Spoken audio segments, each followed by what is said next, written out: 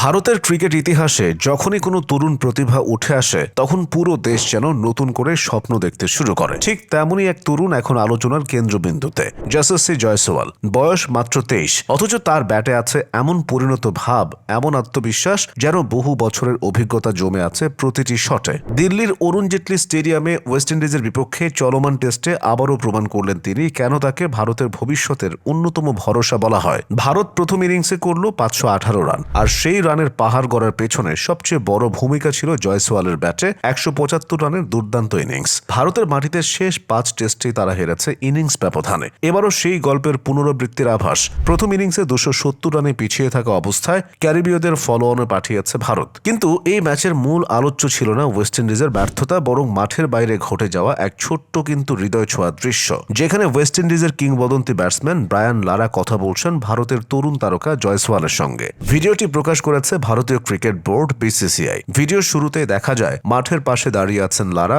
তাকে দেখেই এগিয়ে যান জয়সওয়াল। বিনয়ের সঙ্গে বলেন, স্যার কেমন আছেন? লারা হাসি মুখে তাকে আলিঙ্গন করেন, জিজ্ঞেস করেন তার খবর। তারপরই লারার মুখে সেই বিখ্যাত সংলাপ, আমাদের বোলারদের এত মেরো না। কথাটা ছিল মজার ছলে বলা, কিন্তু তাতে লুকিয়ে ছিল প্রশংসা, শ্রদ্ধা আর এক কিংবদন্তির স্বীকৃতি। জয়সওয়াল তখন হাসি মুখে উত্তর দেন, আমি শুধু চেষ্টা করছি। ছোট্ট সেই দৃশ্যটাই যেন বলে দিল এক যুগের ক্রিকেট সম্রাট তার উত্তরসূরিকে চিনে নিয়েছেন।